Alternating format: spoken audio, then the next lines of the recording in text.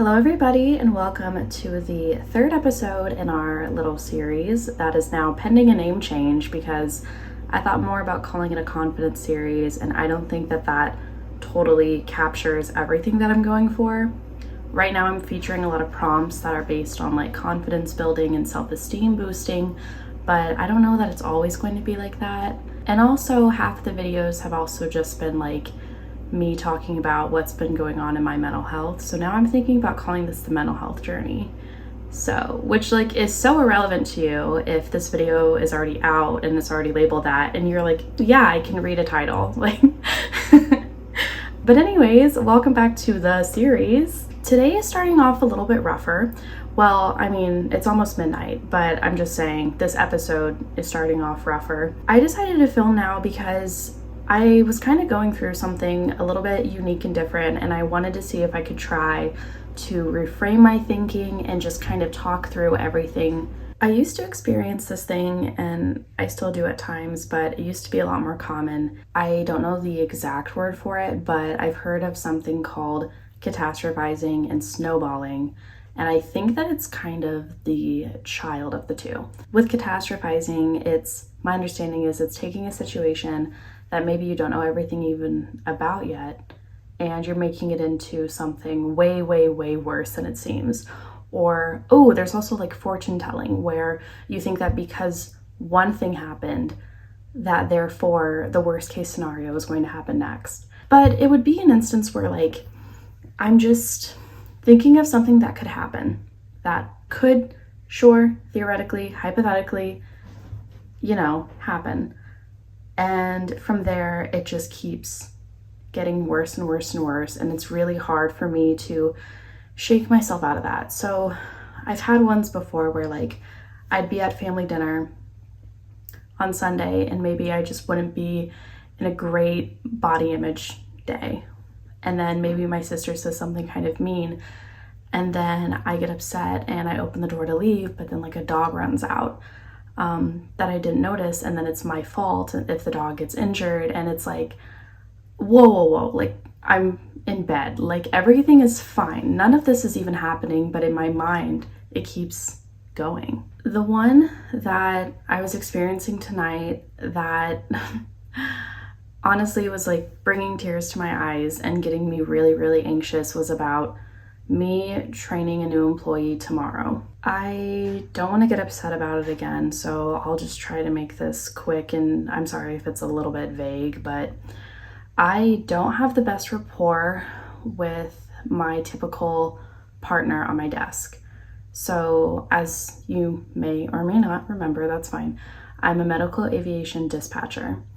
So it can be high stress, it can be like a lot to manage at times, but my desk, my program, has two people on it. It's always me and someone else. So the guy who I work with for my first half of the shift, because I come in at noon, he is notoriously mean. At times he's been fine. Like actually at times he's been like really playful and in a really goofy good mood. But he just is very, very often really like condescending kind of a tone, and I feel like he just has very, very odd expectations and like preferences on things that he tries to like tell me to do that way, when I've worked there long enough that like I know that it's not technically wrong the way that I'm doing it, but he is trying to teach it to me as if I'm doing it wrong. And anyways, like he can at times like be very, very helpful and, correct if it's something I don't know, but he will like interrupt my calls and my intakes to like nitpick things and ask for things that I just haven't gotten there yet, but I was going to get there because this is like the same exact process on every single one of our calls.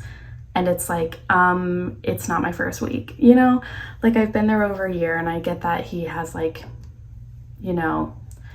a lot more tenure over me, but like I just really, really don't appreciate how patronizing he can be, how condescending he can be.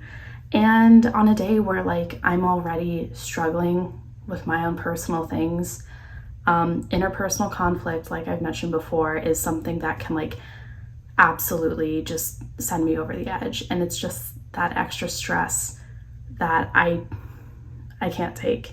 Tonight I was thinking about how I'm going to have a trainee tomorrow and how I was just nervous that if tomorrow he's gonna like butt in, or more specifically, I was just really nervous that tomorrow or in the coming 2 months, 2+ months potentially, that I have a trainee, if I'm getting overwhelmed, plus I'm trying to teach somebody, plus I have this voice of negativity coming from my partner, telling me that I'm not good enough, or I'm not like doing stuff good enough. I was also thinking about how not even a week ago I was at work like with these plans of harming myself when I got off of work that evening, and thankfully that isn't what happened. Like I was able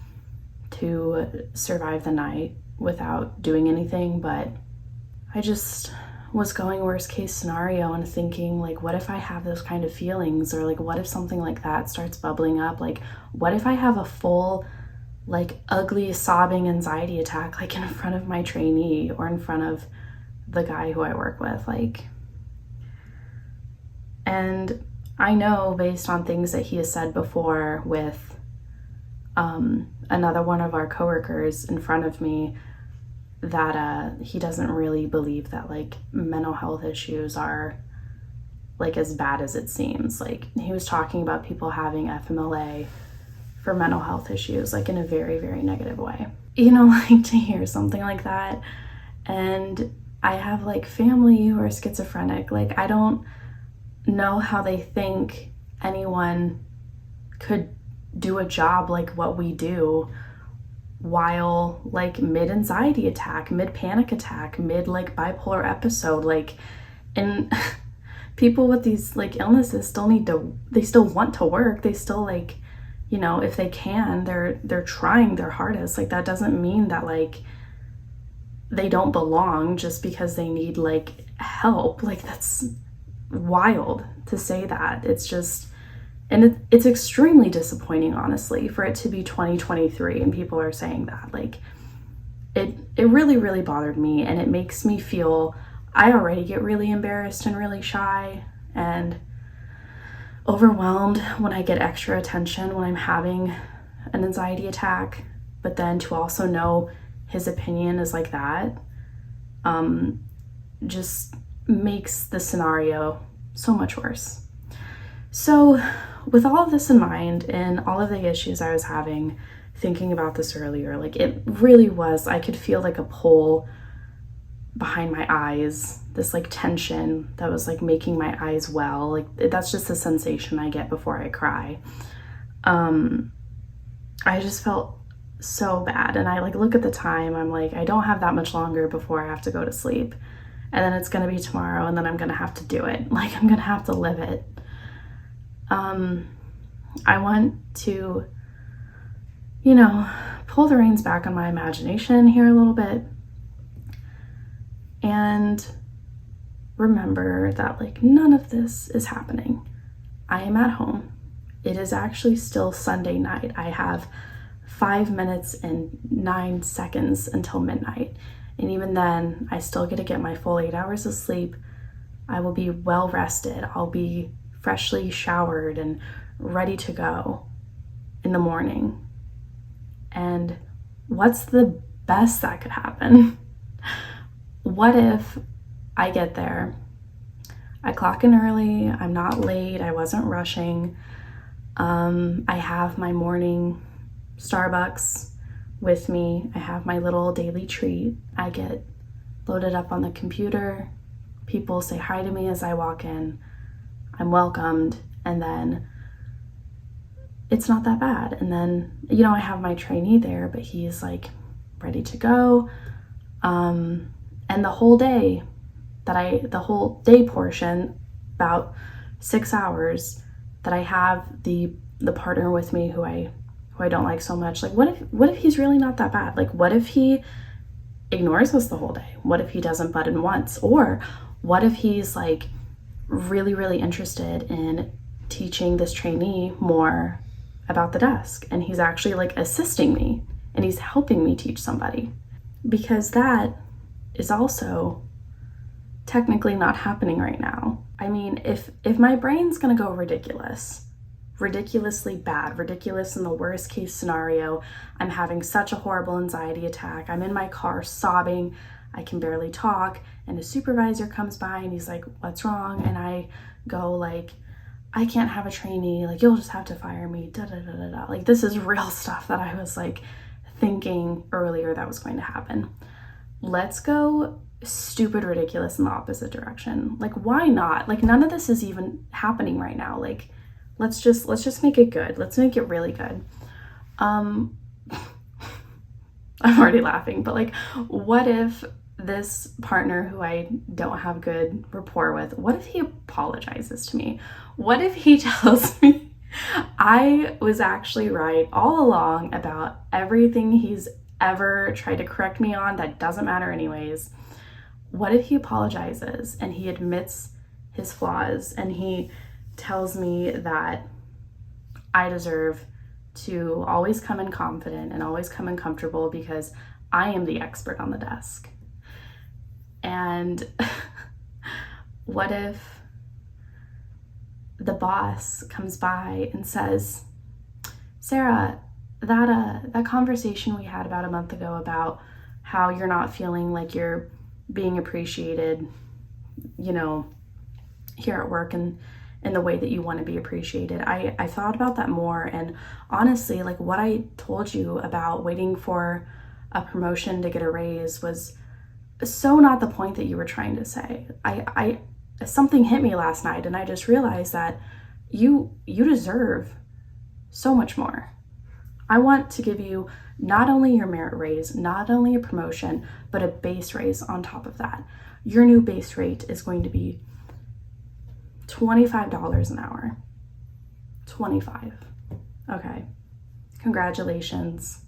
Please take my office.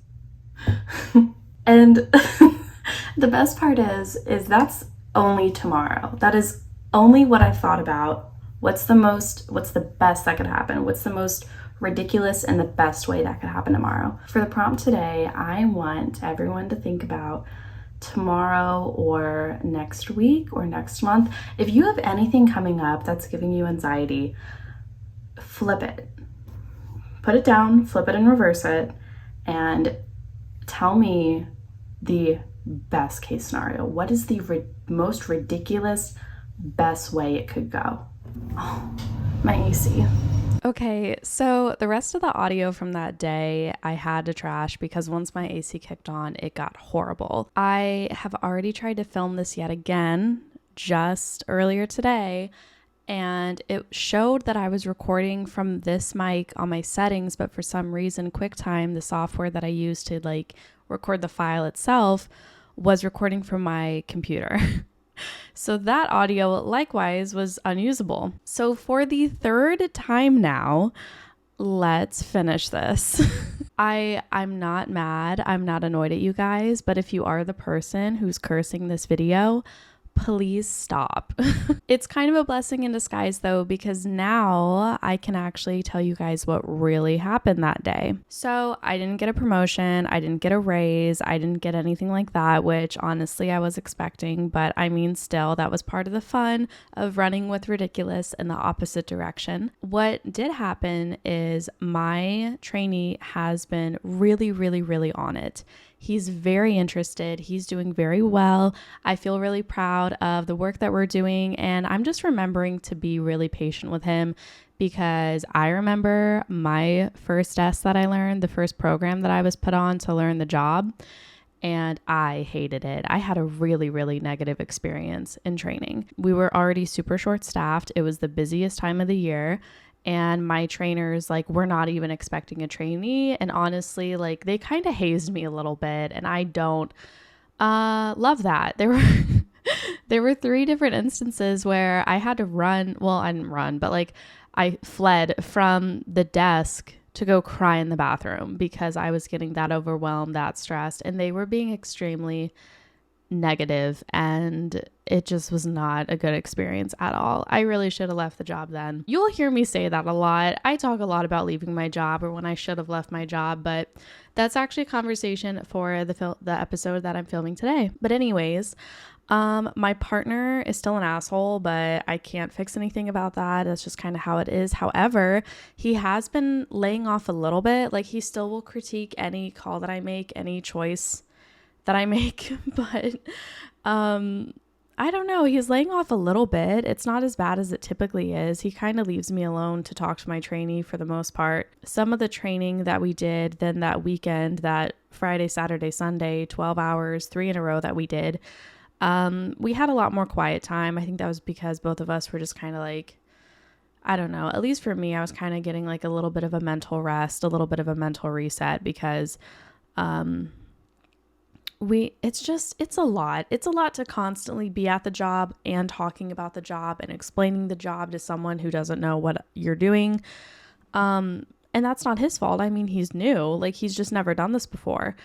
And I would like to say that I had the option to choose to train, but really I didn't. They just kind of told me that I was getting a trainee. Anxiety wise, I really wish that I could have said no. I really do wish that I could have said to put him with someone else, even though like I would like to be someone who could make someone's experience and training a lot more positive than mine was.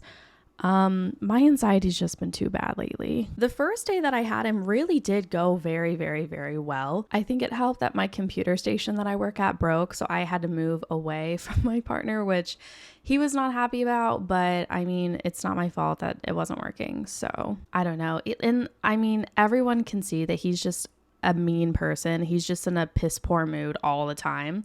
It's no one's fault. It's really just his own moodiness and his own problems that he brings in. And unfortunately, he unleashes on other people.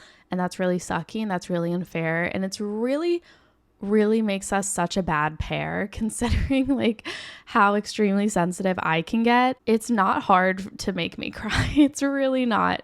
So he's never done that. Like, well, I mean, I think he's just made days worse. I think I've had days where like I've already been really on edge, or like the day that I had where I was like crying at my desk for over an hour, just like silently like wiping my nose as I'm like, you know, streaming tears, but I'm being silent about it.